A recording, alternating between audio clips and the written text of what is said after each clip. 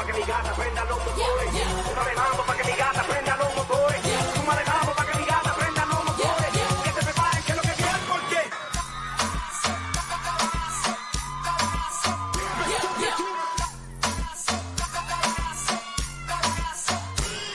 Ассалаумағалейкум Маңғыстау, кеңес құтты болсын.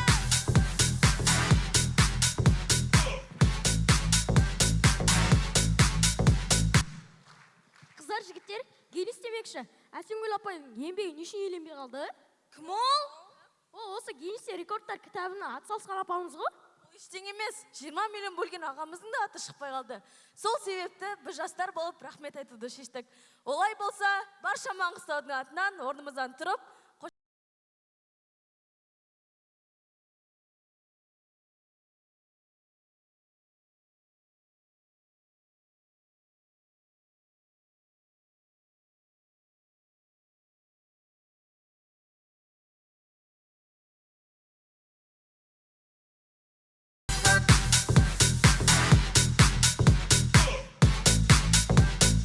Не істейміз ағайын? Билейміз бе?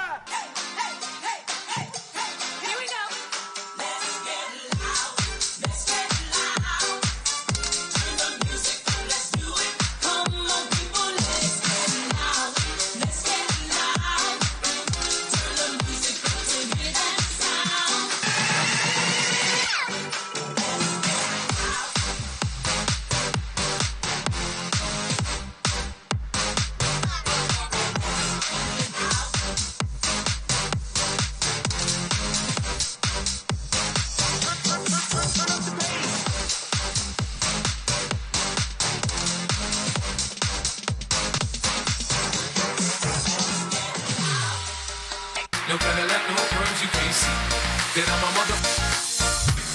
I don't know what you heard about me, but if you can't get a dollar out of me, no Cadillac, no perms, you can't see that I'm a motherfucker. I don't know what you heard about me, but if you can't get a dollar out of me. Маржан қала Маңғыстау, ассалаумағалейкум Ақтау!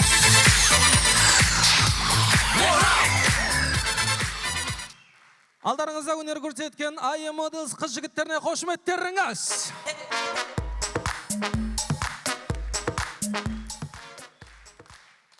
Ассалаумағалейкум, баршаларыңызды көргенімізге қуаныштымыз. Айт құтты болсын, жыл құтты болсын.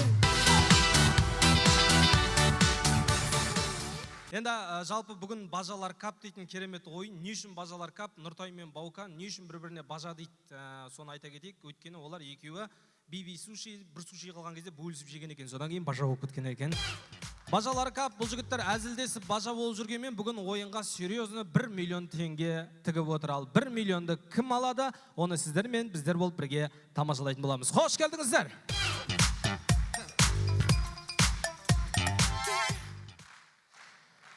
Бүгін 1 миллион теңге үшін таласатын командалармен, жайдарманшылармен таныс болыңыздар. Татьяна құрамасы.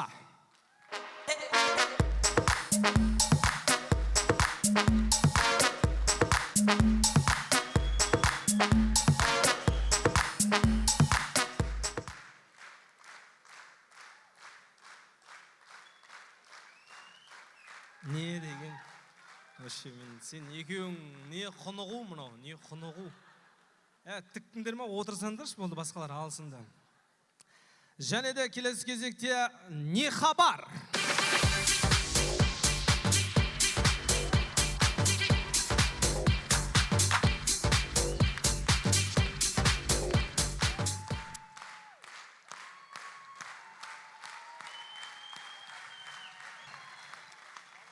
Көркем әлем. Сендер ма сол?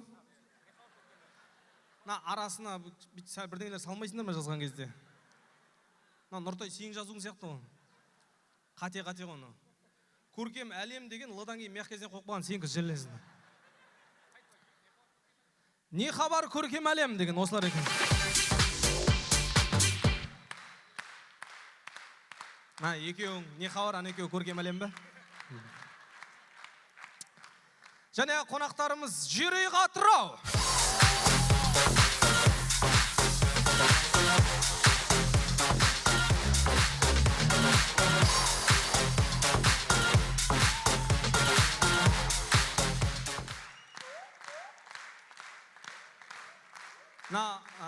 Жүрейік Атыраудың көрермендерін мен таң қаламын да, бұл өзінің көрермендері бар, ешкім түсінбейтінше.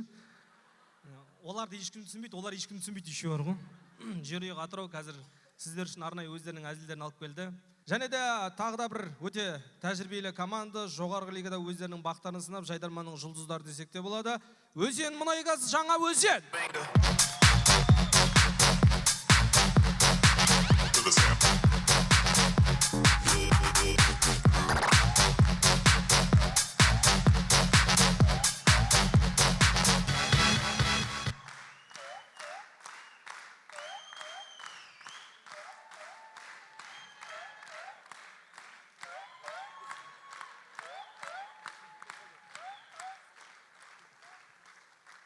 Не, сигнализация болғансыңдар ма? Өлтіресіңдер ма? Тағы да Ақтөбеден келген қонақтарымыз. Сөз жоқ Ақтөбе!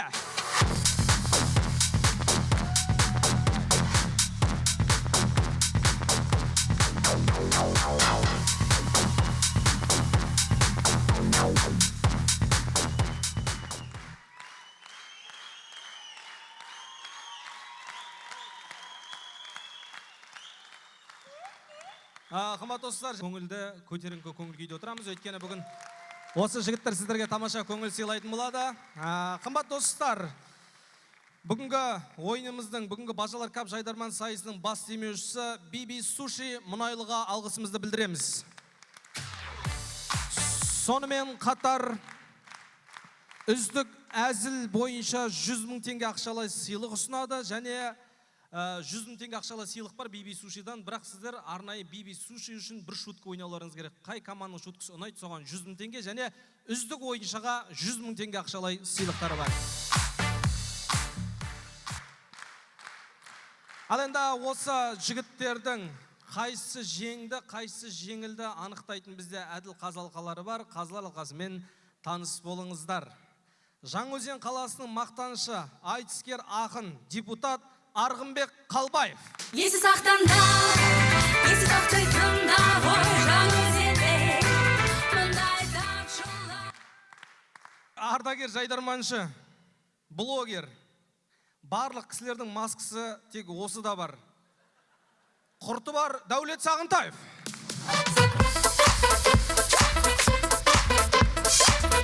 Барыстар Ақтау. Бұрын Барыстар Ақтау еді, қазір Дәулет Арықтау деймін, бірден ашып алып төбіз. Қош келдіңіздер, көргенімізге қуаныштымыз. Даука, Ареке, до конца депутат болып өтпей шығарсың, сен де КВН-шіксің ғой, сәл босап, спокойно өтсек, четкий КВН-дағыдай. Және бүгінгі қазылар алқасында аруымыз бар, сұлуымыз бар, блогер, жастар жанашыры, әлеуметтік кәсіпкер Бибинол Рамазан. Қайдасыңдар тәттелер, выйду только за богатого. Тағда ардагер жайдарманшы, продюсер дейді. Өзі біле ме? Ардагер жайдарманшы, продюсер, сценарист, чемпион 2015, Мәтжан Бектұрға. Сенің болмағанда енді кімдікін жейін. Мәтжан 2015-тің чемпиондары. 2015 кім чемпион болған білмейді қазір көрермен. 2013-те кім чемпион болды ше айтады қазір. 2013 кім чемпион?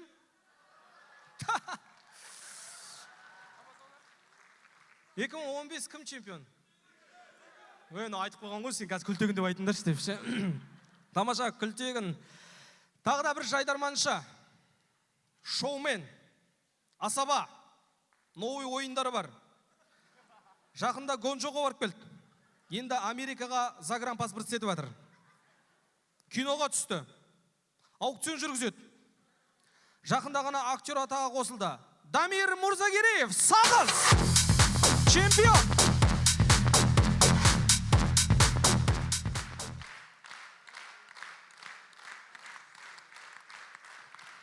Ал енді осы қазылар алқасы бүгін осы жігіттердің қайсысы мықты, қайсысы дұрыс дайындалмаған өздеріңіз анықтайтын боласыздар. Ендеше жігіттер, сіздерге сәттілік!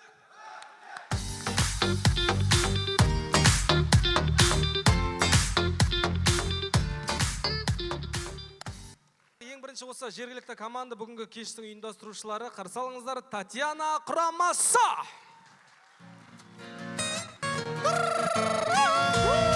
Татьяна!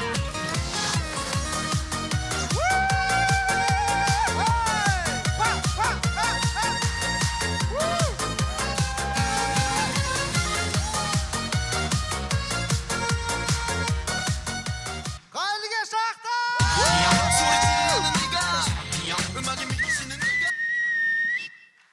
Бажалар кап көңіл-күй дәріскімен барлықтарын қош көрдік. Қош келдіңдер. Жігіттер, соңғы жаңалықты естідіңдер ма? Қандай? Мына біздің Ақтау қаламыз түрк әлемінің мәдени астанасы атанды. Біз мәдени жігіттерміз. Талбан, қумаш сені. Біздер Боқтаудан Қазақстан бойынша бірінші орында емеспіз бе біздер? Ертең мәдениетті болып кетсек, біз екінші орынға түсіп қалып жүрмейміз ба? Жө түспейміз ғой. Біз 2030-ға дейін боқтап жатық, пока конкурент жоқ бізге.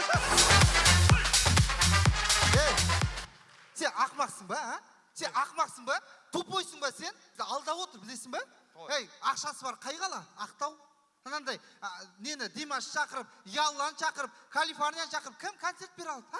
Айтшы, Ақтау сол баяғы аңқау. Сендер тұтта бізге айтты, сендер мәдени астанасыңдар деп, алдап концерттен жасатып алып жатыр. Ертең концерт бітеді ғой, қайттан ойбай сендер жаман боқтайды екенсіңдер деп, Боғауыздың бірінші орны қылып тастайды. Көрдің ба, міне? Махан қойшы. Жап шаузыңды, айтпа маған, түсіндің ба? Жап деп. Мен саған айттым ғой, драма театрға бар, айтам ғой. Тоқайып біле ма? Тоқайып курста, пенсионға жүріп тұр, айлық 10-да, нағыл дейсің маған? Но, реп айтып кетті ғой.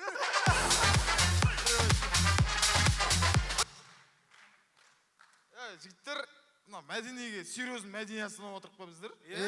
Оған кәм, салтанат айы бар ғой, сол да кіре ма сонда? Жоқ, салтанат айы кірмейді. Ана, мәдени астананың комиссиясы бар ғой, Ақтауға кетқан кезде салтанат айы қол аяғын байлатты, Батырауылға апарып жатық қой. Апарып жатыр, Сосын мәдени астана комиссия келді, бәрі жақсы, ешкім боқтамайды, салтанат айы жоқ, деп өткізіп жіберді осылай. Сонымен кірдік па, кірмедік па өзі? Қайтып шығарып жіберді ғой. Неге? Ана комиссия бізді кіргізіп, Батырауылдың трасында кетіп жатқан ғой. Иә? Салтанат айы босанып кетіп, бүкіл машина тоқтатып қой, боқтап жатыр. Жігіттер, мыналар болмайды. Не істеп кеттіңдер? Сенделерінің кесірінен осы грубый деп айтады бізді. Тюлендерді ұрады дейді. Біз о түйленен кешірім сұрадық қой. Иә? Кешірім сұрап, ақшасын бердік қой, о түйленен жағдайын жасадық, о түйленен қа мұна өске. Құрметті достар, о түйленен айтпашқа жайдарма ойнайды.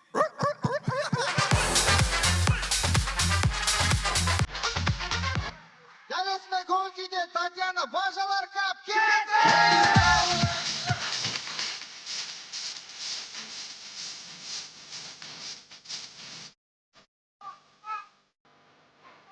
Достар, көреміз, мамаларымыз базарға барған кезде дәл осылай жасайды.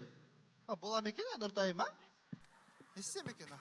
Адамнан есепте қарап көрейінші, кім баламдан болады? апа, қойшы, кетші. Не от құрсы, бір дамбал емес пі? Жынды ма, тексер адам. Бола ма екен? Қой, апа, ұят болады. Құрсын, еркектің дамбалы ғой. Қой, апа, керек емес. Точно болмайды мынау саған. Қасқа, мынандай да көт болады екен ғой.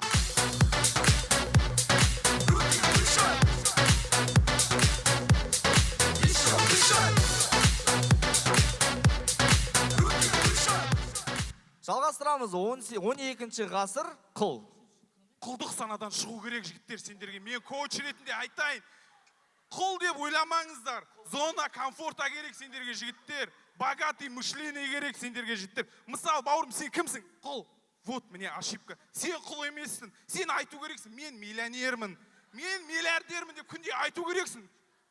Күнде айту керексің. Қожайын келе жатыр. Потом айтам қалған. Кетіп қалды.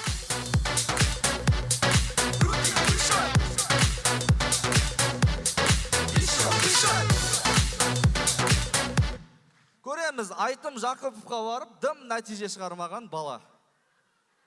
Ісік па, братишка, мынау, а? Білмедім, брат. Неге арықтамай атсың сен, а? Білмедім, брат. Бір вариант бар, kesеміз мынаны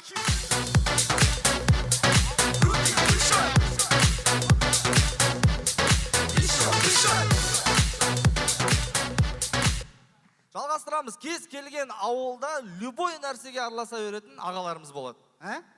Айтқан жоқпын ба сендерге, а? Кешірім. Екінші рет қайталанады уже, а? Самат, мен саған айтқан жоқпын балда, ескерттім, сенен сұрайын дедім, да? Кім? Кука? Не мынау? Сомой. Солмой. Не болып жатыр? А? Не болып жатыр? Аманшылық па жиналып қалыпсыңдар? Мынау 12-ден кейін жүрген балалар 18 толмаған. Не болып жатыр? Не болып жатқанда сен кімсің сен? Өтіп жатыр просто не болып жатыр деп. Сенен перегар шығып тұр ғой, бері қарай Ой, келші. жоқ бірақ.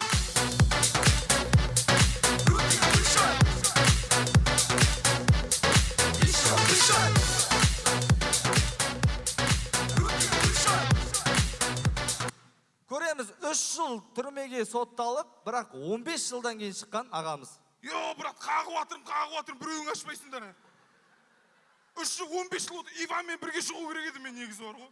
Бар, шыға қойшы, бар, шықшы. Шыққанда қайда барам? Үйде адам да жоқ, жасым 50-ге келіп жүрсім мұны.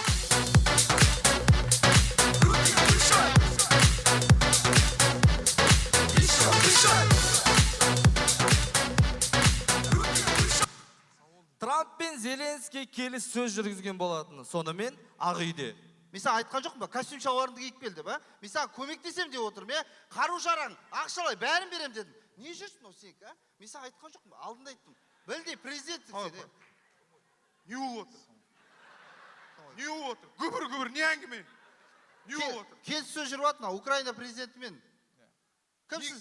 Өтіп жатырмын, күбір әңгіме айтып жатсыңдар. Сенен перегар шығып тұр ғой, бері қарай Жоқ келші. деймін, брат.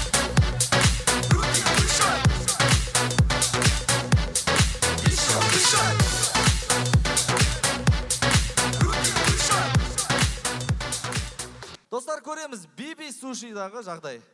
Кім, бері келші, бері қарай. Ау, Дет брат. мынау, а? Не Донердің ішіне шаш шықты ғой мынау, а? Не зәт мынау? Енді өзің шашпен дедің ғой мана. А? Мана өзің шашпен дедің, немен істеп берек, курини, говори, шашпен деген, шашпен дедің ғой. Же енді. Сосын шақыра бермеші, ка фриен келе жатыр. Немен? Саусақпен.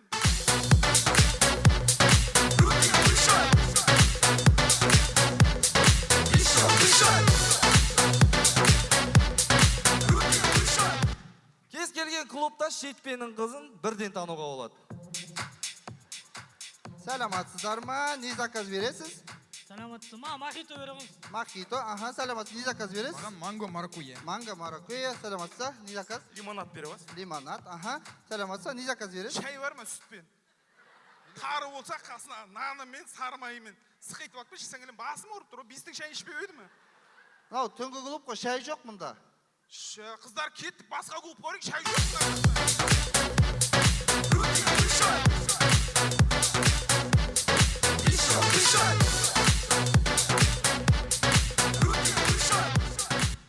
Жақында Ақтау қаламыз Гиннес рекордтар кітабына енді. Сонымен амфитеатрда. Бол, тез болшы. Кім, кіріп кетейікші біздер. Кірмейсіңдер. 5000 адам болды, кірмейсің. Артық адам кіруге болмайды. Ей, біздер ана жақта туалетте очередте тұр құрсын. Ей, білмеймін, кірмейсіңдер. Кіріп кетейік? Жоқ, кірмейсіңдер. Сен бастыға тұрма, ана биотуалетке кіріп көрсен, жүрегің айдайды, мен саған айтайын, бар ғой. Жоқ, болмайды. Бастыға тұрма, мынау дейтін 200 мыңға шапан тіктіріп отқан жоқ, мен This is Наурыз. Нағыл деді. Білмеймін, Наурыз деді ғой әйтеуір. Кірген сияқтымыз ғой.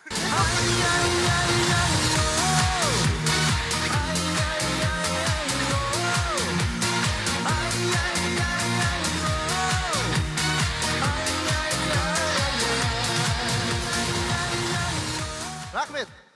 Бажа, қара, біз бажалар кап деп өзіміз ұйымдастырып жатырық, иә? Өзіміз қатысып жатырық. 1 миллион теңгені ұтып алып, қонақтардан ұят болмай ма? Қонақтарға да жоқ қол ақша.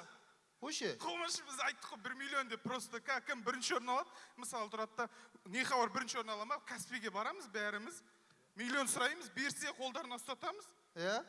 Бермесе? Бермесе ренжіме баса бер дейміз. Олар да хатыра шақырғанға келіп тұр ғой да концерт. Бір Сіздермен- сұра алмай ма фотоның үстіне жібер ақшаны. Сіздермен бірге болған Татьяна, рахмет. Татьяна, я не пьяный, смогу сыграть тебе фортепиано. Қымбат достар, Татьяна құрамасы кеше Астана қаласында өткен ұлттық лигада өздерінің ойындарын көрсетіп, жоғарғы деңгейде ойын ойнап, келесі турға өтті.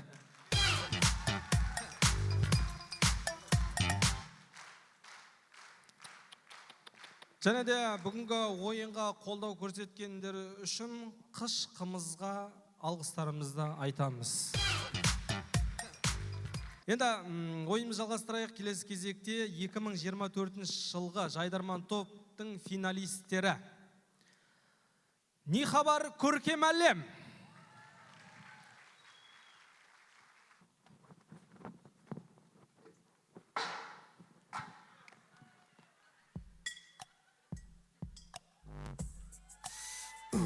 жаным қайнап кетті ыстық қаным бейбі сушидан істетші істетпеген нес қойсын бір сендей суши бар екенін кім білген балдай тәтті миллионы тігілген не хабар келші десең болды маған әзілдерді дайындап мыңмен жетіп барам амандық бізден саулық сізден күн бізден нұры сізден ай бізден жарық сізден жоқ бәрі бізден біз сізден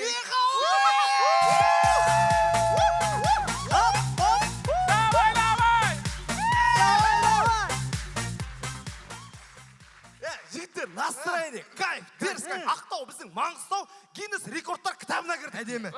ол опыңай Қойшы, қалай сонда? 5000 адам болып 350 теңге собрать етті кіріп кетті қой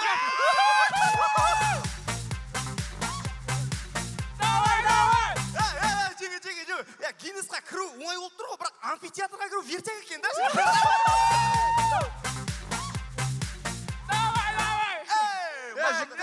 не дейсің? Амфитеатр деймін. Ай, сауылшы.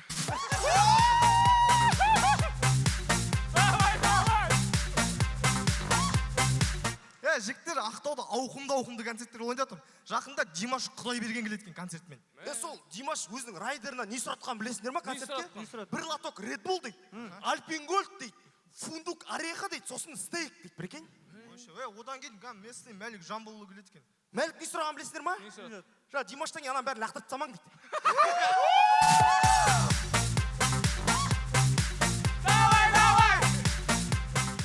Жігіттер, бүгін серьезно. Стоп, КВН, тоқта, ұрма, тұра тұр. Балға олай бер, тұра тұр. Ай, сауылш. Стоп! Қалдыбек фестке билет алдыңдар ма?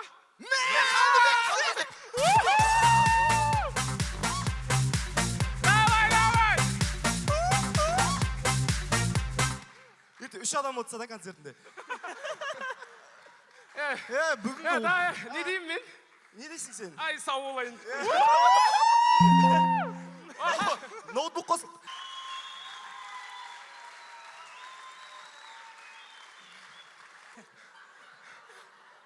Бүгін ойынға өзіміздің ағамыз братан Дәулет Сағантаев келіп отыр. Дәке, қайсы Дәулет? Отыр ғой шетте. Алдың ғой, мына шетте отырады. Негізі мына кісі бар ғой, бір орында отпайды. Құрты бар мына кісінің бар ғой.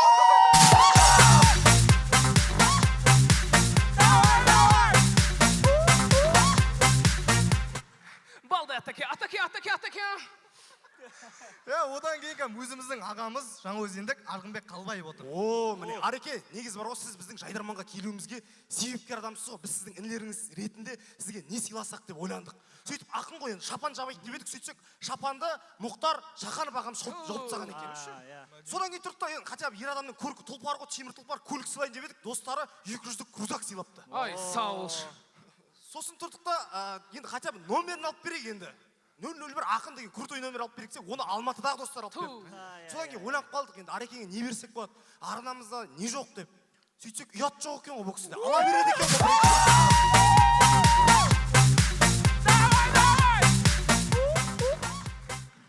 Сен Арекеңмен ойнама біздің. Қойшы. Ареке, білесің ба, Жаңаөзендегі Теңге деген ауылды жалғыз өзі көркейтіп әдемілеп қойған атак. Ареке, негізі Теңгені әдемілеп көркеттіңіз ғой. Енді теңгесімен ғой, енді өзіңізге де бір қарайтын емес пе, братан?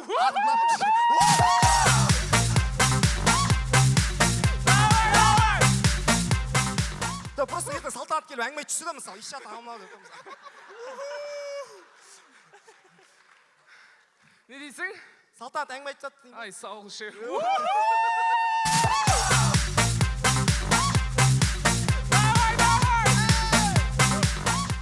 Үйсті барықтайсың ғой, короче. Жоқ. Дым қиын жоқ. Жігіттер, сендер бүгінгі ойынның ауқымын түсінбей тұрсыңдар, қандай ауқымды екен. Кім ұйымдастырып жатқан білесің ба? Кім? Baby Sushi ұйымдастырып жатыр. Білсең, бүгінгі Baby Sushi туралы ең үздік әзірге 100 мың теңге береді. Қойшы, бір шутке 100 мың. 7 шутке ойнап 700 мың алмаймыз ба? Құрметті достар, елестетеміз, Baby Sushi, суши сатуымен емес, ұятсыз кино түсірумен айналысса қалай болады? О, бебе. О, бебе. Давай!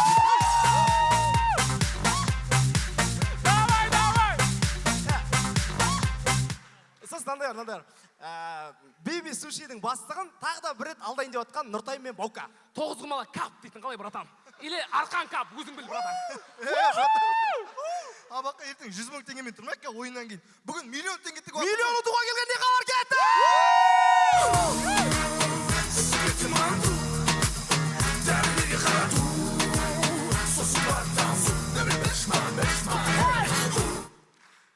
Достар, бастаймыз. Атақты блогер Салтанат Айы өзіне шәкірттер дайындауда. Мадина, Көтің жұмайсың ба, Камшат, Көтің жұмайсың ба,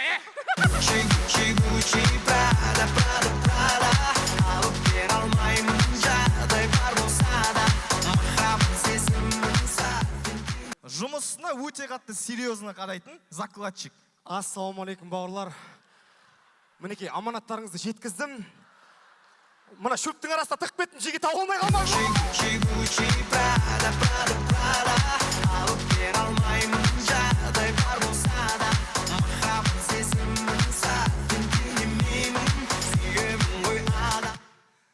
Ет жеп отырған қаланың ақсаусақ шалдары.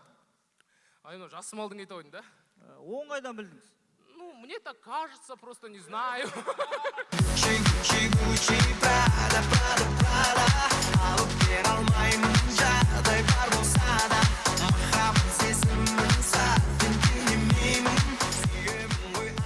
Достар, моншадағы пол жуатын апаларға да негізі оңай емес. Арттан жинамай кетті, чекен ба, мына жерде трусилерін тастап кетті, тағы труси тастап кетті. Сендер осындасыңдар ма? Кешіресіңдер.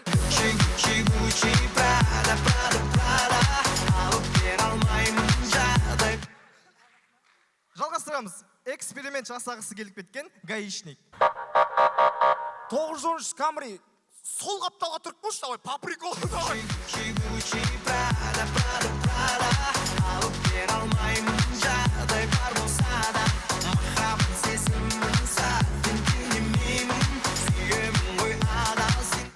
Достар, кез келген отырыстарда жалғыз өзі өлеңнің 3-ші куплетін жатқа білетін апалар болады. Сен іздеп армадым, сыр бойын шарладым, келеме осылай. Алып бер алмаймын, жағдай бар болса да, махаббат сезімін сәттен кенемеймін. Достар, америкалық киноларда қырылып қалған екі дос киноның соңына қарай дәл осылай достасатын еді.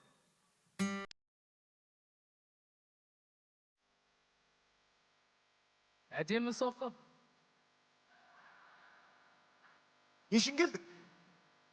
Есік ашық тұр, келдім. Ашық тұрған есіктің бәріне келе бересің ба, окей? Қапағыңнан қар жауып тұр ғой. Қар жауса келе бересің ба, окей? Болды, мен барлығын түсіндім. Менікі қате екен, кешірші жан. Жаным, несі қуасың ба? Netflix қой түсірген, братан, кешірші.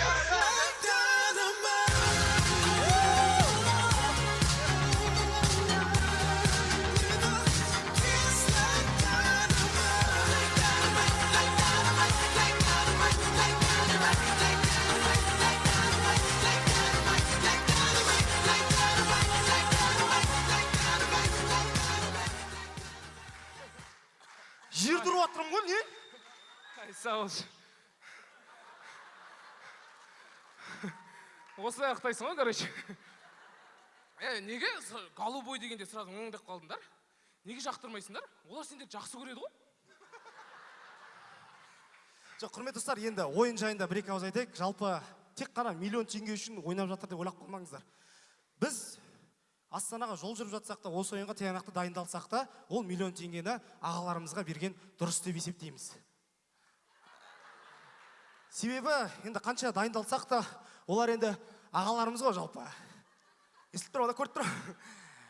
Жалпы, сіздермен бірге болған миллион теңгені алғысы келмейтін не бар?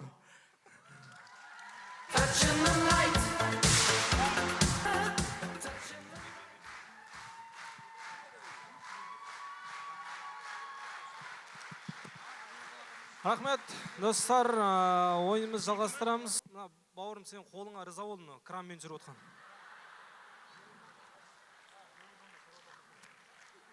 Не деген қол мынау?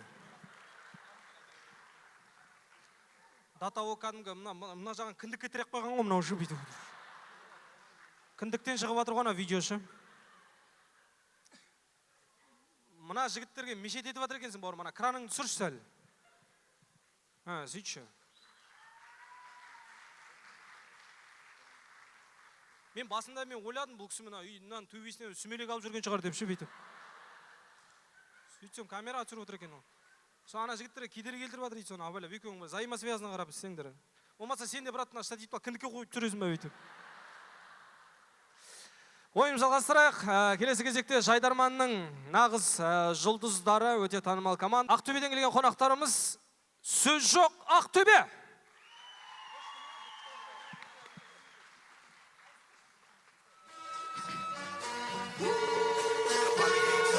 Каспийдің жағасы 72-92 Ақтау қаласы дома-дома ихауаре Маңғаз-Маңғыстау бұл батыстың даласы Дөрекі естіледі кіші жүз ұрпақтың баласы Қайғалады жүрсің байқалады бастық жүрсің қайғалады сөйлесең де байқалады бастық сөзім ақшам болсын тусын ең әдемі қыздар тусын кімнен мақтай берсе де Ақтауға құлай көзі Ассалаумағалейкум Ақтау! Пашуми!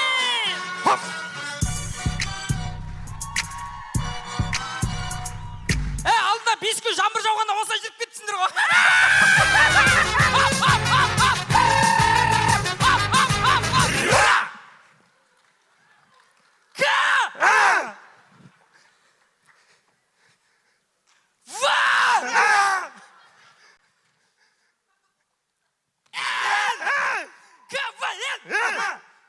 Бізге ешкім көрмеген нәрсе көрсету керек. Не көрсетеміз? Мен аға мен жеңге видеосы көрсетейін. Болмайды екен ғой, семейный видео екен ғой. Онда мен кіндігімді көрсетейін. Болмашы оны Фемида мен 2019-да көрсетіп тұрдық. Сол айтам. Ол кезде көрсеткен жоқ па кіндігімді? Енді. Мә.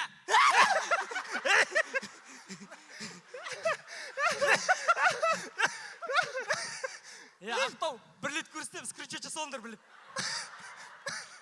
Мә. Эмоциямен 2 рет көрсетіп бұл. Алып қалтанат, көрмей қалдым. Құттай көрсем, сықалатып қарап ал. Мен еще Каспийдің тоқын істей аламын. Қалай?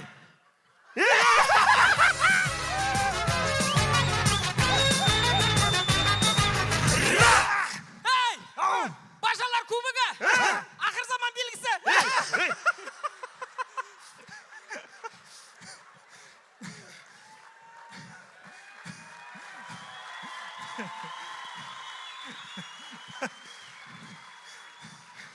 Бажалар миллион тіккенше Нұртайды ендетпей ма?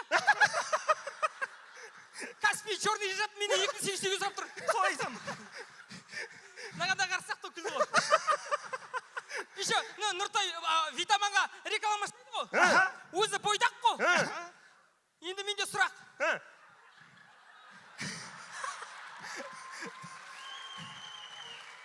Ол витаминді қабылдап жатыр, қаяққа кетіп жатыр.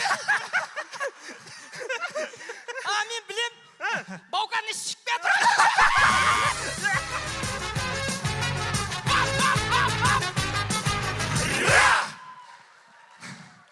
Жігіттер, қараңдар. Ақтауда жақында Наурыз болды.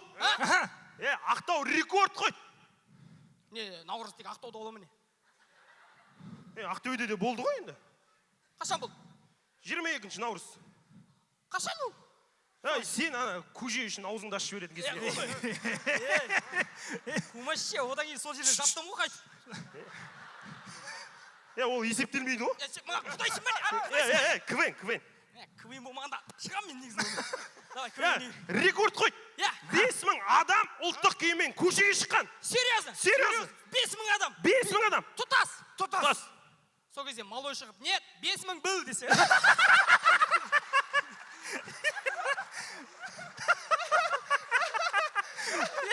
Малой шығып кеткен кезде, кет малой десе. Тым жағы статистиканы құртпа. Сен дрон көрмей қалған. Тұтас 5000 болып тұр, 5000 деген құсап. Зачем 5000 5 теңге?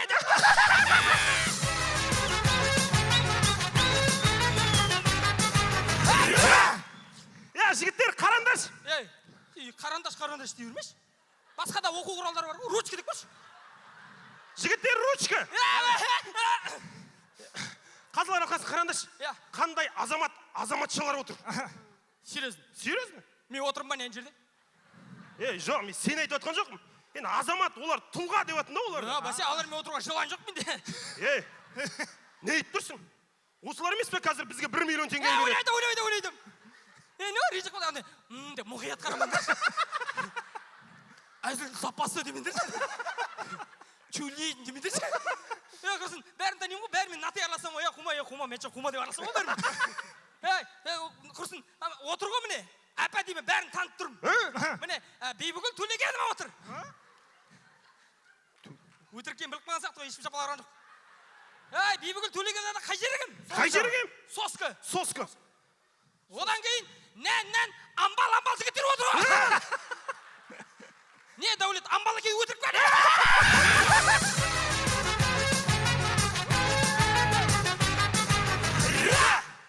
Құрметті қазылар алқасы, сәл айыпқа бермаңыздар. Бұл жігіт стрессте жүр. Стрессте жүрмін ғой мен.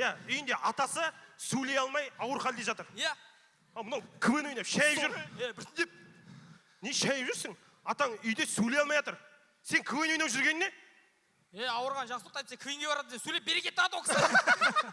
Ақтау арасы тұрғызып аламын, как раз 4 айда витамин алып кетемін. Атаңды ма? Онда тұрғызып аламын ғой.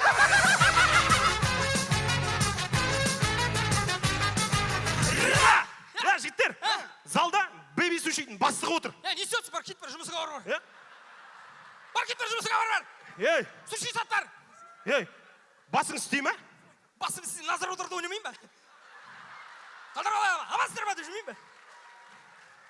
Қумаш, бейби сушидің бастығы ең үздік әзілге бейби суши туралы 100 000 теңге берейін деп отыр. Серьезно? Уаллахи. Ойлап кетпе тұратыр, қайдасың? Қол қайдасың?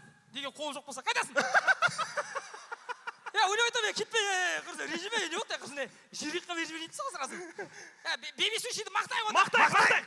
Бейби суши молодцы, қалғандар голубцы. Мынау 50 000 болып қалды. 50 000, так.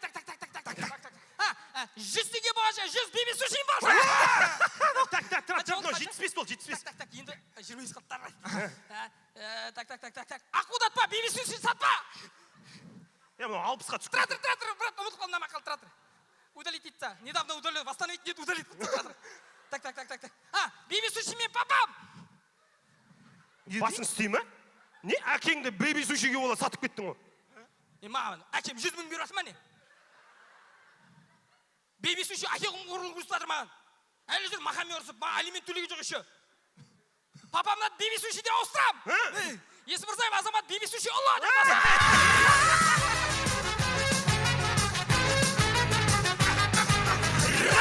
Ендеше ойынымыздың басын бүгінгі ойынға келмей қалған жуалының сөзімен бастаймыз. Бірақ ұйықтап қалдық ренжімен келді.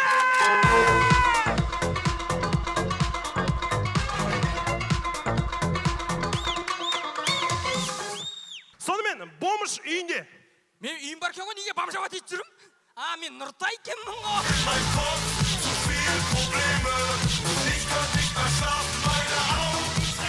Сонымен, полиция қызметкерін мүлдем танымайтын бала көшеде.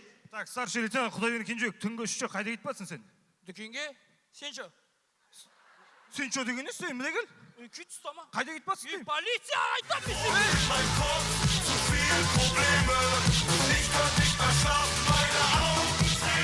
Сонымен, өзі ойлап қалған бала садақада. Сабыр сақтаңыз сен. Қайырлы болсын, апа. Рахмет. Киімдерін кімге берейін жатсыңдар? Просто әқ футболкасы бар еді, маған дәрі кетеді.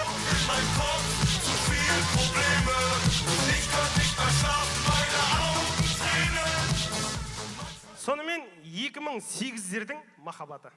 Әлі, болашақ балаларым анасы деп қояды. Ертең некемізді кімге қидырамыз? Арман Қуанышбаев па, әлі Нұрсұлтан Ұстазға ма деп қояды. Сен осы ада оқисың ба, бұда оқисың ба? Переменде қарамайсың да өзі жауып. Бүгін күнзаққа қабырғама ұрып, қалай өзің ауырып қоядыңыз ба деп қояды. Мен де сені жақты берем. алты баланың баласы ол қалайсың? Кім ар жағында балыздарыма шулап отқан? Беш қайнатама сөйлесіп, әйдақ ба? Давай мен мусор төкім, хабарласам пока. Сен тыста бірінші. Сен тыста деймін. Есінде болсын, мен сен ешқашан тыста алмайым. Жалмауыздың баласы, сен географиядан үшке шығыпсың ғой. Енең айқа шығарып, потом хабарласам өзім. Пай, пай, пай, Ақтөбе, мен сенің жырыңмын.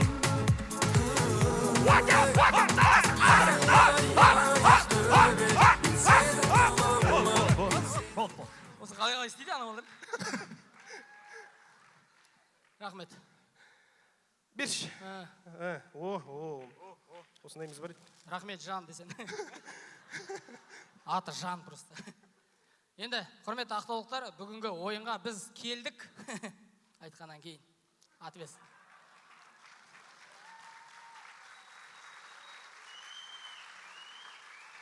Енді біз Ақтөбеден келгеннен кейін әйел затын сыйлаймыз. Сол себепті Ақтөбеден арнайы сізге өзімнің атынан Бибігүл ханым гүл шоқтары. Тоқта. Неге сен? Неге мен бермеймін? Неге мен бермеймін? Мен бермеймін ба? Мен берем? Құсым, мен берейін, мағадан тұрып қой. Мен берем? Конкретно орыс моладан кім ұрып алды? Сен. Мен берем.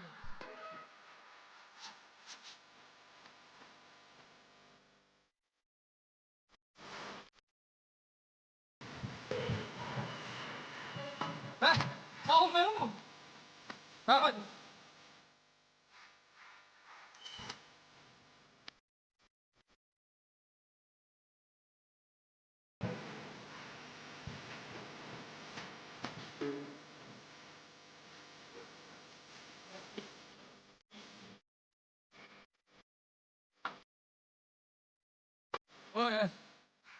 Рахмет. Енді Инстаграмнан блоктан ал. Құрметті көрермендер, бүгін Ақтаудан Татьяна құрамасы ойнап жатыр. Ақтаудан Дәулет ағамыз келіп отыр. Жюри. Мәтжан бар. Еще Мәтжан ағамыз келіп отыр. Сәйкестік қой, сәйкестік. Сәйкестік. Жаңаөзеннен бір емес, екі команда бар. Арғын ағамыз келіп отыр. Жаңаөзеннен. Сәйкестік қой. Сәйкестік. Атыраудан Жүйрейік келді. Атыраудан Дамир келді. Сәйкестік қой. Сәйкестік. Бибігүл ханым гүлге алданбайды ғой. Алданбайды. Мен ойлаймын да, бізге бір отыратын аға болмады ма деп. Ойымда ма? Бізді қолдайтын Ақтаудың халқы бар ғой. Солай жеді.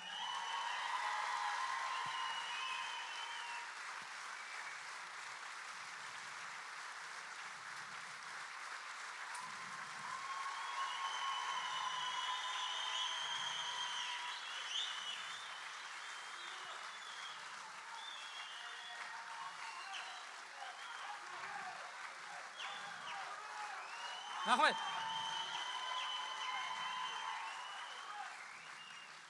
Бір миллионнан адамгершілік жоғары ғой, бұл жюрилер тупой емес қой. Мынау отырған халық миллион істейді, газды 50 теңге қылып тауып жоқ па?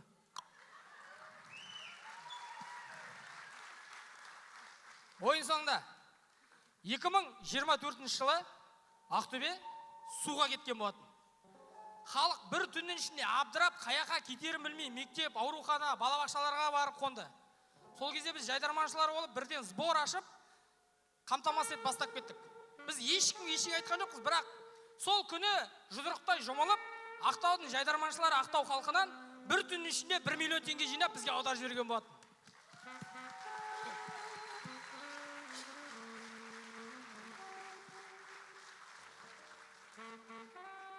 Біз сол жақсылықтарымызды ұмытпаймыз. Бұл жолы біз жылап емес, сіздерді күлдіртіп алып кеткіміз келеді.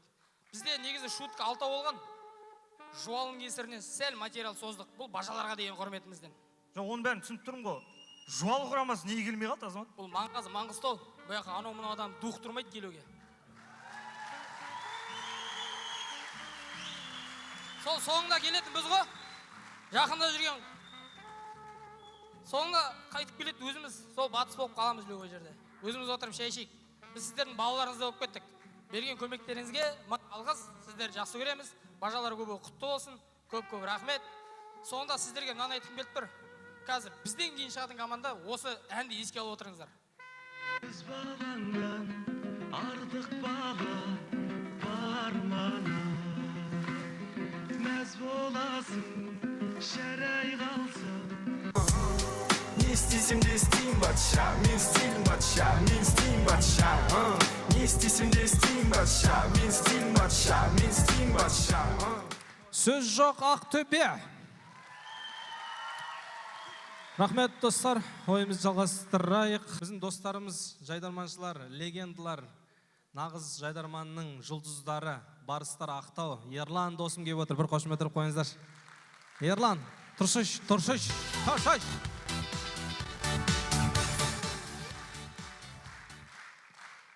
Және осы жайдарманның жұлдыздары кезінде бір сахнада бірге ойнадық, бір үйдің баласындай болып бірге өскен достарымыз жаңаөзендік жігіттер келіп отыр. Орындарына тұрып қойсаңдаршы, ерекке.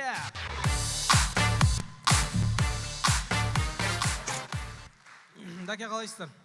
Нормально ма бәрі? Жетіп жатыр ма? Құрт бірден керек емес пе? Еш айтыңдар, қышқымызбен құрт беріп жібереміз. Бізде жетеді бүгінгі ойынға. Және де осы ойынға демеуші болған жайдарманның чемпиондары, өздеріңіздің жерлестеріңіз, өте жақсы көретін бауырымыз Нұрбол дейтін досымыз бар, бауырымыз Боранқұл. Сол Нұрбол өзінен Такада суши деген керемет орталығын ашқан екен. Оған да бір қолдау көрсетіп қойыңыздар. Нұрбол осы ойынға келгісі келіп еді, бірақ Астана қаласында ұлттық лига және топ жайдарман топтың редакторы болғандықтан ойынға қатыса алмады. Ал енді ойынымызды жалғастырайық. Келесі кезекте тағы да осы жайдарманның легендалары, өте танымал команда Жүйрік Атырау. Кіші жүзге найза беріп жауға қой деп бекер айтпаған екен ғой. Ертеде атам қазақ бәрін білген. Қайырлы кеш Ақтау! Қалайсыздар? Ей, жігіттер, Ақтауға келді. Көптен келген жоқпыз. Сағынышпен оралып отырық. Қатты сағынып қалдық Ақтауда. Ей, менің қатты сағынғаным соншалық мынаның бәрін жинап ал деп сүйіп алғым келіп тұр, прикинь. Деп па? Мен үйтпеймін былай. Ұсташы, микрофон маған бүйтіп бар ғой.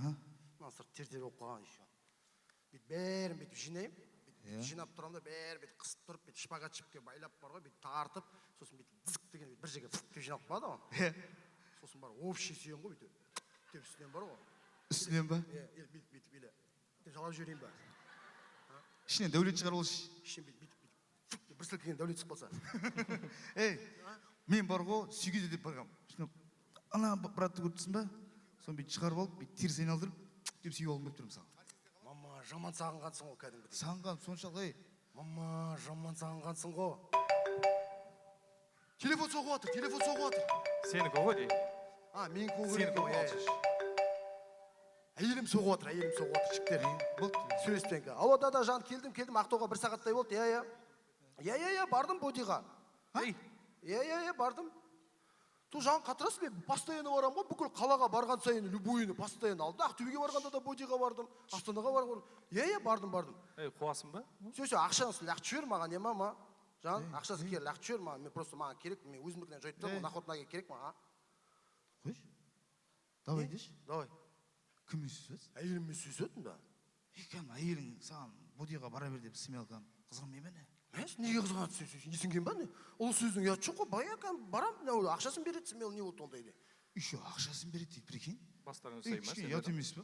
Құрсын, баяғыдан айналсады ғой, Максей көре алмайды екенсің кәдімгідей, неге? Көре алмаған емес, айналысатын басқа нәрсе жоқ па не? Енді жұмыс емес па, ақша таппаймыз ба, енді қатырасың, нағыл дейді? Жоқ, сол қалды ба не, басқа ештеңе жоқ па, ақша табатын не? Айналыстық қой, донермен, неше түрмен өтпеді ғой, сол мынау рахат екен кәдімгідей, нормально тауып отыр қазір үйде бар ғой. Асырап отыр ғой. Қазір жоқ, қуат екен. Бастарыңыз жасамай ма сендердің? Не емес кәдімгі бүйтіп жасап. Сен қуат екенсің, сен ойларың кәдім жаманда нәтүреде. Құрметті ағайындар, адаспайық бізді бар ғой, кім алдамай жатыр бізді? Блогерлар алдап жатыр, бәрі алдап жатыр. Не мынау дейтін? Боди деген, сендер неде ойлап боди деген? Мынау ғой мені ұсташ. Боди деген, мынау ғой, мынау, боди деген, мынау, міне, анау деген сырғанақ. Yo, turn that music up. Just turn that music up. Ендеше, алғашқы әзілдерді бастаймыз. Ақтау. Қой, бірдеме айта қойыншы саған. Не айтасың? Әбетте 3-те апалар болады ғой, әбетте 3-те құттай бір 2 сағат мызғып алайыншы дейтін апалар болады ғой, біз бейтіп жатып бар ғой, бейтіп артқа қарап жатады ғой. Біз командадағы Макс қайда? Макс, кеш. Ойнап жүрші. Не істейін? Просто андай, мен осы апа болып жатам ғой. Сен андай, мына жақтан кіріп жатқан сияқты боласың ғой андай. Кіріп жатқан сияқты боласың ғой, апа болып жатады ғой. ей деп бүйтіп жауып жіберетін апалар болады білесің ба?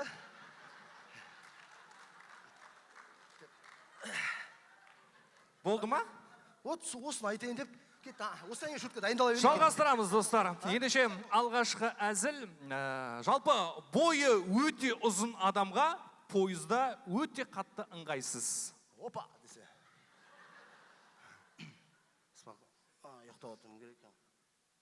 Брат, Ал, брат, өтіп кете қойық па Ақтай? аттап кете берсейші, ал айтқы шына. Жоқ, просто аттағанда біз қарсы қатқан пойыз едік қой.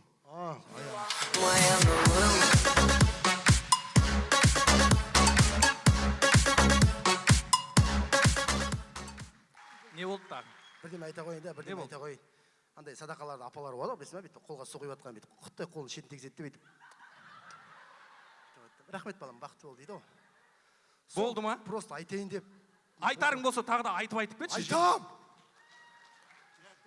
Жалғастырамыз. Достар, жалпы Ақтау қаласында Бомыш көшеде. Ассалаумағалейкум, а? Уалейкум ассалам. Қарным ашып еді, асханада тамақ ішіп алайын дедім. Ақша бересіз бе? Құрсын. Рахмет, Алла разы болсын, братан. Арақ ішпеді екен ма? Жоқ, ішпеймін, тамақ ішемін. Сосын де ғой, брат, екі жерден салат алайын деп едім. Жетпей тұр. Мен саған интересный болмышсың да сен кәдімгідей. Хрустящий баклажан жегім келіп тұр, брат. Қазақтарда ақша жоқ дейтін ойласам, қазақтардың бәрі бай екен. Беріп ашып брат, қарым ашып брат. Қатырасың, вообще интересный болмышсың сен вообще. Рахмет аға, Алла разы болсын, жолыңыз болсын аға. Сосын аға, неме аға, 10-15 персонға шашлик алу керек еді ғой. 10-15 персон. Не үшін түсінбедім, екі жерге салат. Бана не алдың? 15 персон шашлик. Не істейін жатсың вообще? Просто кішке айналмақ еді ғой, құрдастарым көйді соған. Түнгі 2-де ма, 3:30-да үйге қарны ашып келеді ғой, білесің ба? Қатты қарны ашып келіп, обязательно андай газовканың үстінде тұрған қазан тұрады ғой, тамақ пісіріп қойған. Соның ішінде не бар екенін білгің келіп, жегің келіп, бүйтіп қақпағын ашасың ғой. Иә. Сосын ішінде дым жоқ болғаннан кейін дым үйдегілер оянып кетпеу керек қой, соның қақпағын бар ғой. Дым дауыс шықпай бар ғой, бүйтіп қоя аласың ба қайта орнына?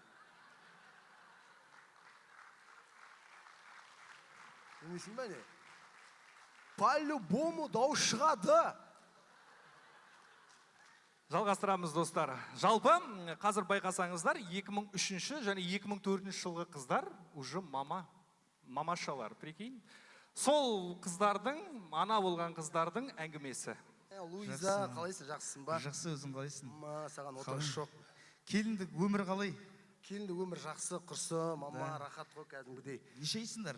6 ай болды. 6 ай? 6 айсыңдар ма? 6 ай деп қойдық қой, папасының атына 6 ай деп. Папасының аты 6 ай ғой, соған 6 ай да. 7 ай болса несесіңдер ертең? Білмеймін, 6 айға расчет жасадық біздер. Қойш. Кім, не ма? Өзің босандың ба, кесірім ба? Өзім босандым, сенікі қандай? Өзім босандым, менде шамалы разрыв болды. Негізі, мен түсінбеймін да, күйеулерімізді айтамын да. Біз ойлаймын да, как будто андай үйде отырып, мысалы, бала бағамыз, кір жуамыз ғой. Мен айтады, сен не істеп жатсың, отсың ғой үйде дейді да маған. Сөйтіп айтады. Мен айтамын, сен отырып қара. Отырып қара. Сен бірінші баламен бар ғой. Ойлайды ғой, дым істемейді. Оңай деп ойлайды бар ғой, жың келеді вообще ғой. Еще алдында енем тұрып нал дейшеш. Нал дейді. Үйге кіріп бәтіп, ыдыс аяқтар анау қара. Осы үйде вообще береке жоқ дейді, маған айтады. Мен айтамын, до этого болып бет. Как будто мен береке келген бойда ұстап алып, жағынан биіп қожу үйреткен сияқты маған бар ғой. Соны айтамын. Мен вообще түсіне алмадым бар ғой кәдімгідей. Вообще енелер дейді сәпсем да. Мен мынаны бала екенін ұмытып кете беремін ба бірде. Қайта. Сен не ма? Ата-енеңмен тұрасың да? Иә, ата-енеммен тұрам қолда. Күшті да. Біздер бөлек тұрамыз. Кеші неге ата-енем бөлек шығып кеттіңдер ма не? Жоқ, ол кісілер жоқ қой. Құрсын, жоқ. Сосын бөлек тұрамыз. Күшті кәм. Біздер бар ғой, негізі күйеуге ерте шығып кеттік. Кәм, 18-19 жасымызда. 30 жасқа дейін бір кайфовать етіп, андай клубтарда бір күштетіп кайфовать етіп алу керек еді. Асықпай 30 жасқа дейін. Тесік маншақ жерде қалмайды ғой бәрібір. Шығып отқан жоқ па бәрі? Бәрі шығып отқан жоқ па деймін. Соны айтамын, мен де құрсын. Сен алдында айтамын да, мама, по тебе не скажешь да, андай несің ғой, сен кәдімгі. Былай қарағанда жеңілтек қыздар сияқтысың ғой деймін. Кім? Сен айтамын. Қой, өткен дейді, айтпа, өткен кетті, болды ғой. Просто айтамын да, үйіңде құдалық болып жатқан алдында қазақи көйлекпен оюмен барғанда бар андай, мама, мына жутяныға андай баяғың прошлыйың білем ғой мен сені құрсын жутян бирттісің ғой кәдімгі. Сен ол ештеңе емес, алдында бір тойда көрдің ғой сторисінен. Тамады ойынға шығартты ғой сен, Дамир. Таңғы сағат нешеде тұрасыңдар келіндер деп. Сонда тұрып алып, таңғы 6-да деп бирт тұрған не өтірік дейді. Сен алтын не екен білмейсің де ғой. Сенің таңертең бір ғой, бір. Білесің бе? Қалай, бала еміп жүр ма, нормаль ма? Шүкір еміп, міне құтақандай болып кеткен ғой, міне нәм болып тұрады сондайды. Бір жағын дұрыс ембей ма? Сосын баланың негізі бір жастан бар ғой, шығарып жіберу керек. Басында тістеп бар ғой, сосогын жара қылып тастаған ғой. Қойш. Деп тістейді ғой, басынан бір соғам, ей! Деп бар ғой. Соққы, жынды ма? Действительно, кәдімгі бар ғой. Негізі бар ғой, біз бар ғой. Бана ене деп атсың ғой, менде просто ене жоқ та, мен қызғам енесі барларға. Күшті қонақтыққа шыққанда балдарды ләқтіріп баса бересің ғой, күшті ене атау ат болса. Сосын бар ғой, біздер дейді, негізі қарап отырсақ, бізде бәрі бар. Стиральная машина, посудомойка, бүкіл техника бар үйде, бірақ дымға үлгермейміз ғой, үйше ренжиміз ғой, анау жоқ, мынау жоқ деп.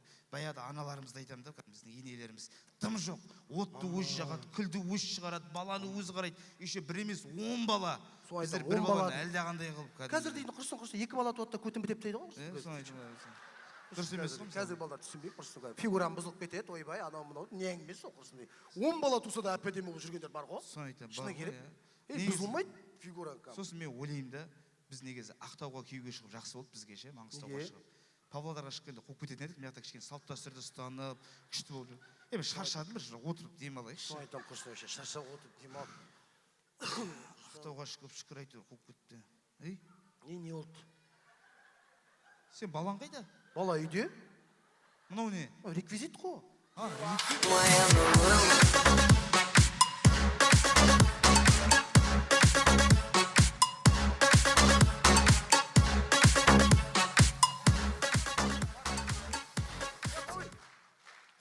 Сөзің аузыңда да, қай жерінде тұр аузыңның десе.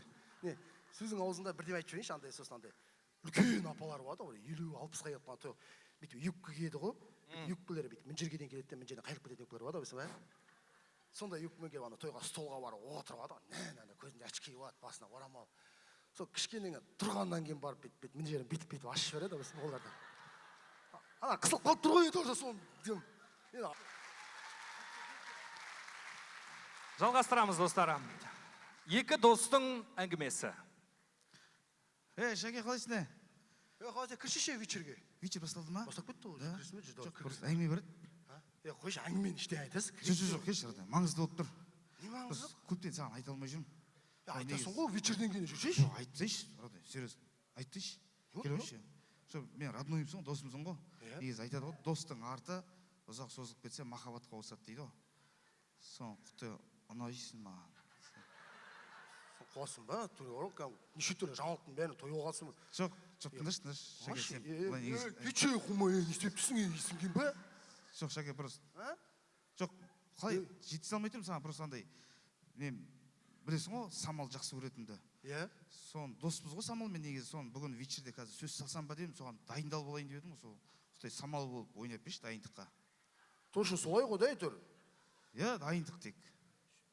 Басты кетіп түсің кәдімгі түрлі бар ғой, сүйрен солай ма? Дайындық. Солай болса, давай. Құқтай Самал болып майыз тұршы бейт. Давай. Нормально осылай? Жоқ, Самал болшы. Самал қалай болады? Самал. Осылай ма? Қарашы бір. Осылай?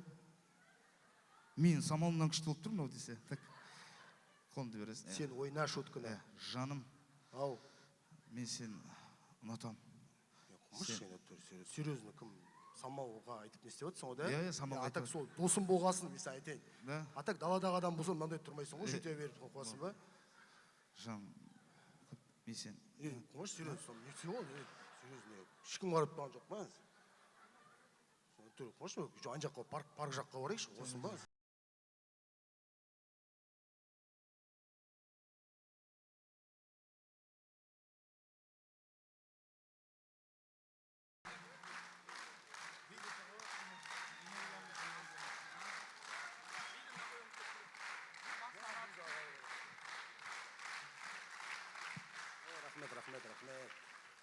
Рахмет, Ақтау.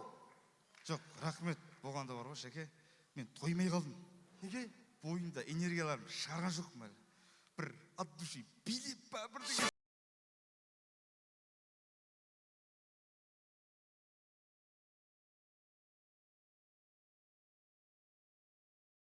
Ей, дыр. болды ғой. Ей, не болды? Шықпай жатыр энергиям. Зажигание бұл. Шығарып та онда, давай, до конца.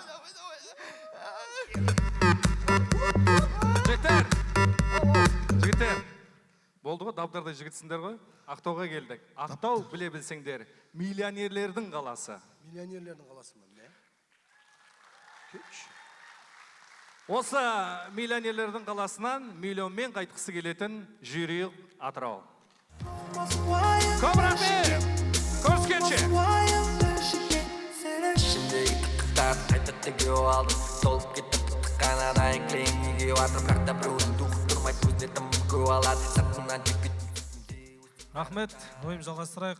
Өте тамаша команда, өздеріңіздің жерлестеріңіз, Маңғыстаудың мақтаныштары, ұлттық лиганың вице-чемпиондары.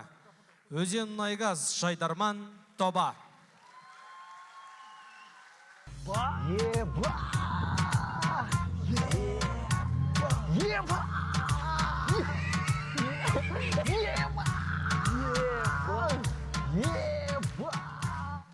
Ассалаумағалейкум, рекордсмен қала Ақтау!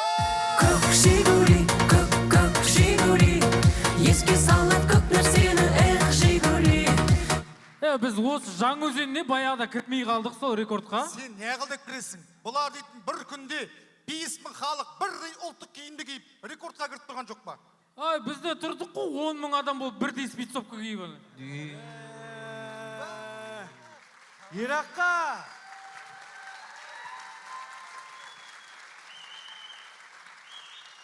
Ираққа бұл ондай ойын емес, бұл астана емес. Бұл жерде мұнай, митинг, мынау керек емес. Бұл ойынның аты айтылып тұр ғой, бажалар кап деп, құш. Бұл таза карт ойнап, ішіп қуатын жер ғой. Сен, Гала, соны жаңа түсініп атсың ба не? Қалай сонда? Айтып отқан жоқпын ба, 10 000 адам деп.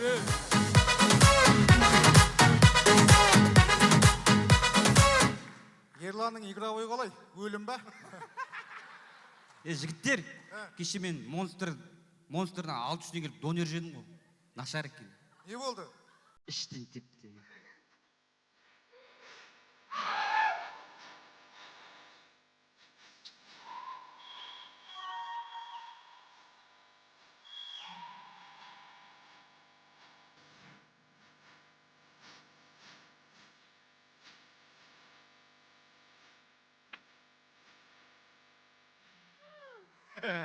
Не істеп тұрсың? Ақболат болып тұрған жоқпын ба? Қой, сен ақболатты жеп болып тұрған адам сияқтысың ғой кәм. Бұлай түш қалай жүз ұқсамай. Жан, бәр жерің сүйе бергің келеді. Құтой жан. Сен маған назар аудардағы ғазизбін деп едің ғой? Мен примерно дедім ғой. Қалай, мына қызбен кетсем күнә ма?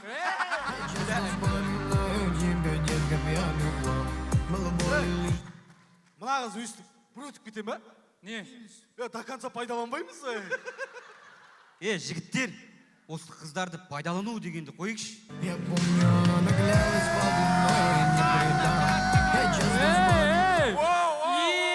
Емес, 600 теңгеге донер жеген іші ауырып отыр.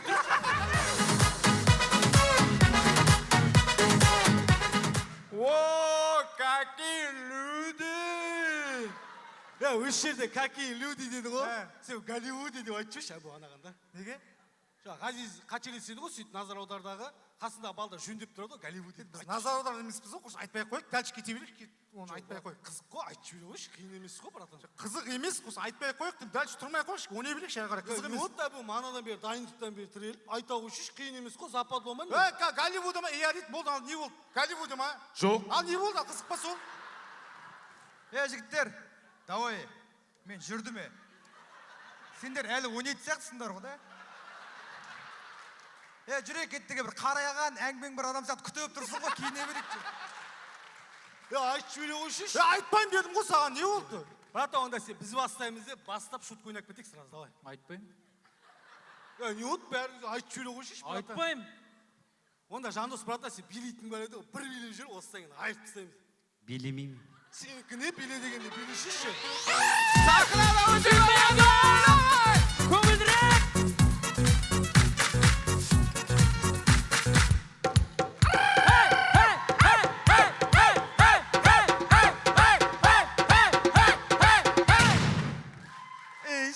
Ой, мен 600 теңге ғой манағы. 22 наурыз набережкеде болған жағдай.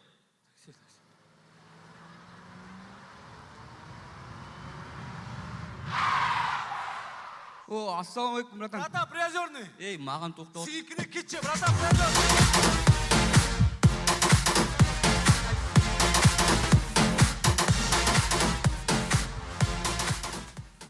Кейде Маңғыстауда дәл осындай қызметте жасайтын ағаларымыз өзінше болып кетеді.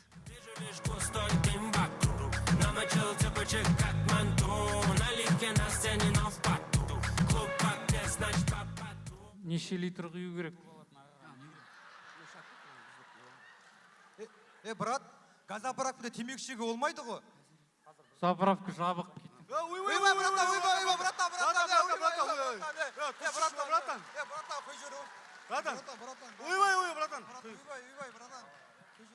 Неше литр? 20 литр. 20 литр үшін келдің ба? Полный, братан. Полный, братан. Полный алып. Давай. Болды, алшы. Алмайм. Алшыш. Алмайм конкретно. Сүйікіне алшыш дегенде алшыш. Құйып ал, өстесіңдер да бәріңді.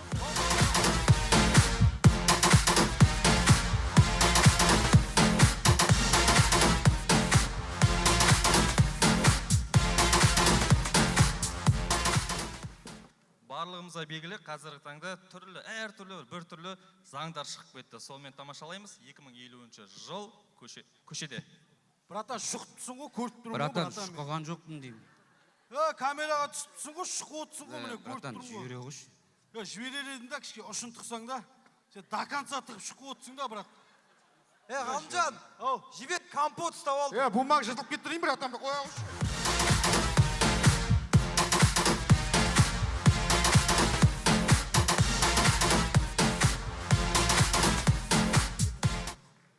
Кейде өзінің түріне қарамай, өзіне көп алатын ағаларымыз болады.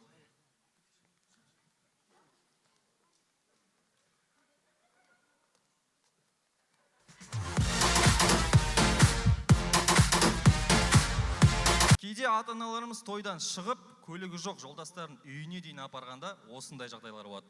Қасқа қарызда той беріп отыр ғой, бірақ. Қарыз болса да той беріп отыр. Үйлері бітпеген әлі. Не қылайын деп отырсың? Қой шеш құрсын, өзің семьяң келсін. Жөніңе отыршы, қатындардың әңгімесін араласпай. Не қылайын деп отырсың? Өзің қызың қайтып келіп отыр. Отыршы үндемей бір. Ана, байың шетпін, мен не қыл деп отырсың? Отыршы жөніңе. Ана, күйеу айтқан қатын қайсысы, танымадым ғой. Қасқа қасыңда отырды ғой, қап-қара нәм болды. Қайсысы? Отыршы, не шаруаң бар? Қасыңда отырды ғой. Ана, қасындағы еріп келген қызы ма сол? Күйеуінің қырық өтпеген байға тиіп алған қасқа. Қайсысы? Ана, келдік қой біздің үйге. Ал, жақсы ал, сау болың, жолдарың болсын әкеліп тастағанда. Үй осы. Шай ішің үйге. Жүр. Қой жібер, шай келін бар ма үйде? Асығыс едіңдер ғой. Күтеміз ғой енді. Шалмат ар жақта адам көп, абыр-сабыр. Ішейік жүр. Сағат 1 болды ғой түнгі. Ештеңе етпес, күтеді. Демалыс қой ертең. Бала күтеді тұр, шай ішіп шығамыз. Мен тағы бір жерге баруым керек еді. Күтеміз ғой. Жүр, барып келейік бірге, сосын ішейік. Келіп ішеміз шай. Жүр, шай ішейік дедің ғой, жүр енді. Бір өзің кел деп еді ғой маған. Шай бар ма? Артынан ішерміз енді. Онда келесіде шай ішің деп айтпа. Жақсы ал, аман отырмын. Жақсы, аман отыр. Ай, жоқ, бұл сен де оңып тұрған шама. Не қылайын деп отырсың, байдан қайтқан адам.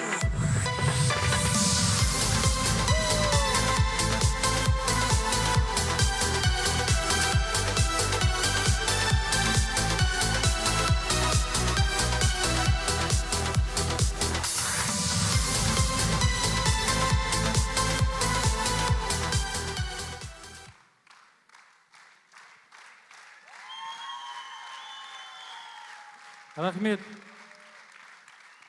Рахмет, қымбатты ақтаулықтар. Мен мысалы өзім соңғы рет Нұрмұхан Жантөрин атындағы драма театрда 2010 жылы өнер көрсеткен екенмін. Араға 15 жыл салып, сіздерді сағынып, бүгін тағы келіп жатырмын. Мінекей, Дәулет, Арғын барлығы куә. Сол 2013 жылдары Баука мен Нұртай құрта қандай бал еді мынандай, бәрі, малой бәрі бірдей. Бұтында дамбал жоқ екеудің. Билет сатып далада, былай да былай жүгіріп. Татьяна да тұрады, біреу Бейнеуден келген.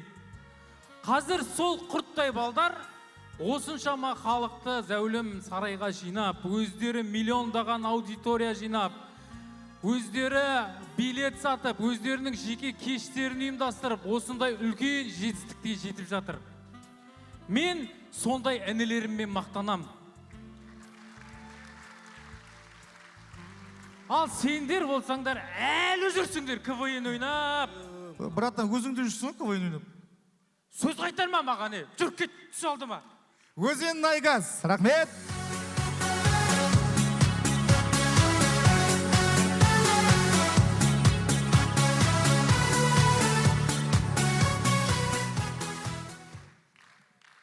Рахмет. Қымбатты достар, бүгінгі ойында сіздер үшін өнер көрсеткен командаларды ортаға шақырайын. Командалар ортаға. Татьяна құрамасы. Көркем әлем. Сөз жоқ, жүрейік. Және Өзен Мұнайгаз. Көркем әлем не хабар айттың?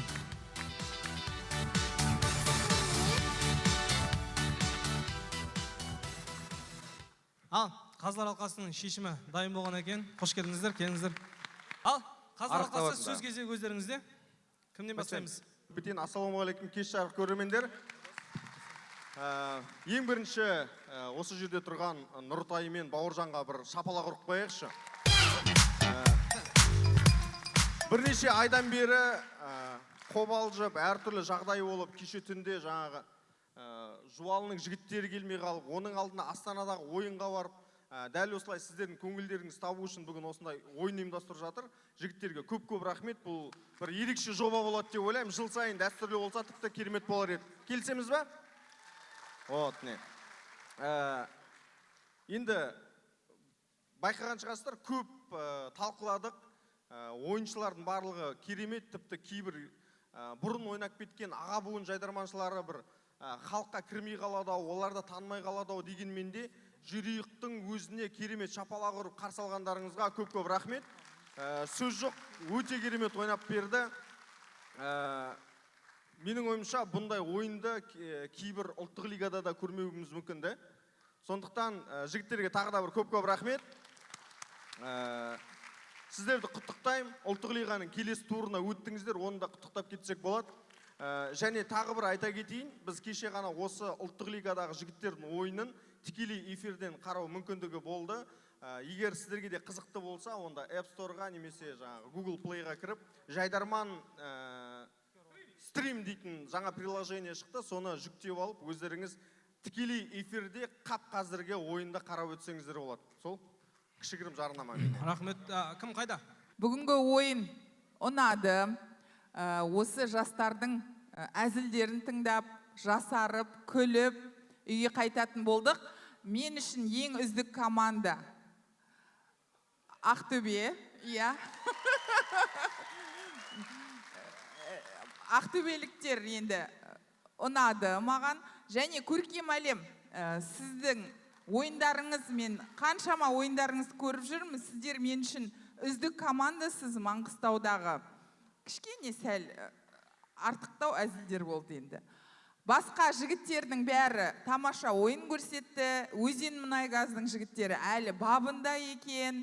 Татьяна күнделікті ойындары, тағы Атыраудан келген жігіттер молодцы. Ассалаумағалейкум, құрметті барша маңғыстаулықтар. Баршаларыңызда амал мерекесімен, қазақтың жаңа жылымен, құрбан айтпен, айт мерекесі баршаңызға құтты болсын дейміз. Енді бүгін балдарға сын айтатын ойын емес, бүгін демалатын ойын. От души жігіттер демалсын сахнада деп. Мен бүгін сын айтқым келіп тұрған жоқ, осыны ұйымдастырып отырған Нұртай мен Баукаға рахмет айтқым келіп отыр.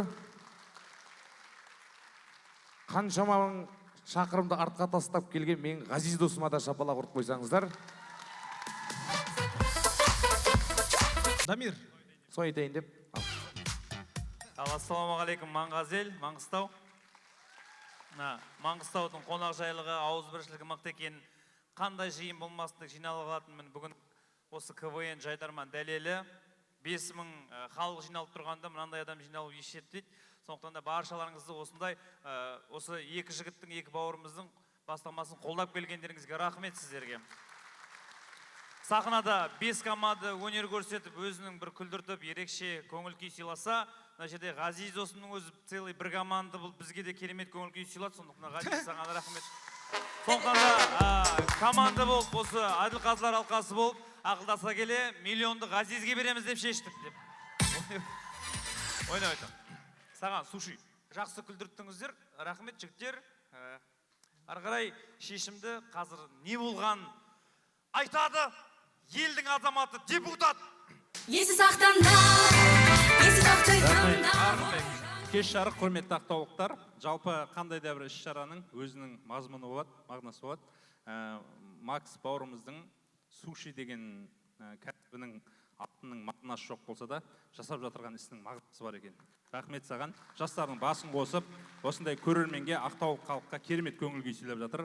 Ақтөбеден келген командаға, Атыраудан келген командаларға көп-көп рахмет. Маңғыстаудың халқына керемет көңіл күй сыйлағанына. Енді бір тоқталып кетейік, шешімді айтпас бұрын. Жалпы ойында қазылар алқасы сынында айтып жатыр ғой, біз жайдарман жастардың ойыны, көңіл көтеретін орта. Мен осы тұста Баука мен Нұртайға ерекше алғыс айтқым келіп тұр. Қол соғып қойыңыздар. Көп-көп рахмет. Енді қысқа нұсқа қазылар алқасының ақылдаса келуімен алғыс хаттар бар ма? Табыстап аламыз ба?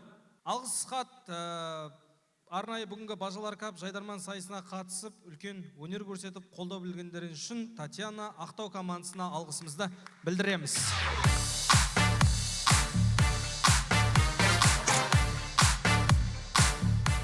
Бүгінгі бажалар кап жайдарман сайысына қатысып, үлкен қолдауларын білдірген үшін Өзен Мұнайгаз Жаңа Өзен командасына өз алғыстарымызды білдіреміз.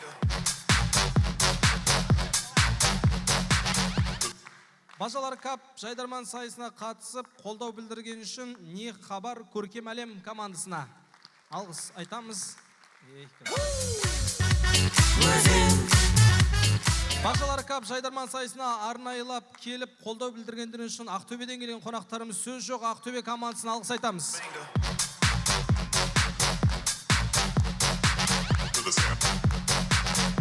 Бажалар кап жайдарман сайысына қатысып, қолдау білдірген үшін Жерұйық Атырау.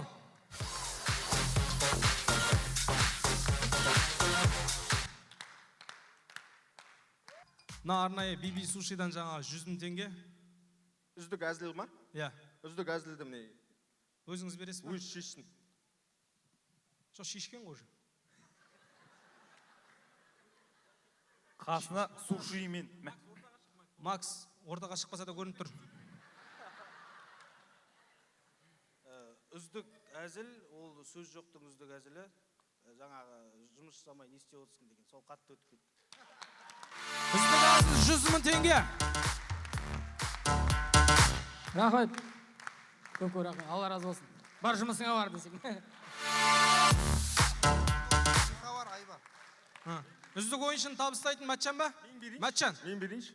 Мен бұл жігітті бар ғой, үздік ойыншы деген кезде осы жігітті үнемі ойымда ұстап жүрем. Бұрын жас кезінен ойнағанда да, барлық жайдарман ойындарында да, қазіргі Астана ойында да мен бұл жігітке қатты жанкүйермін, және бүгінгі ойында үздік шыққанына өте қатты қуанып тұрмын. Ол Не хабар көркем әлем командасының мүшесі Айбар. 100 000 теңге ақшалай сыйлық.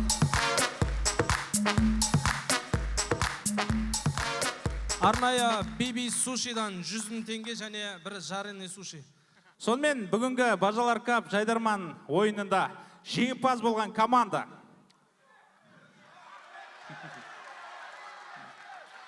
Міне, бүгінгі қоғамның да, көрерменнің де ойыны сан-саққа, жан-жаққа бөлініп жатырған сияқты.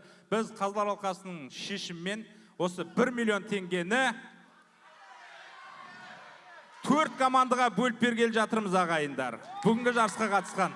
Сіздер де қолдайды деп ойлаймыз, себебі әр командаға тоқталдық. Бүгінгі ойынға 1 жүлде тіккен, өздеріңіз біліп отырсыздар. Біз осы бүгінгі Татьянаны алып тастап қалған 4 командаға 250 мың теңгеден бөліп беріп жатырмыз ағайындар. Енді 4 командаға. Енді мына жерде бірдеңені айта кетейік. Қойсаңыздар, кесе қойық. Бұлай айта кетейік, біздің ортамызға келген көрермендерге тамаша өнерін көрсеткен, жасы біразға барса да сіздер үшін келіп тұрған Жерұйық командасындағы Шыңғыс бауырымызға осы дипломды беріп жіберсек деп отырмыз. Маңғыстау халқы қашанда осындай ардагер жайдарманшыларын сыйлаған қонақжай еліміз. Қошеметтеріңіз болсын.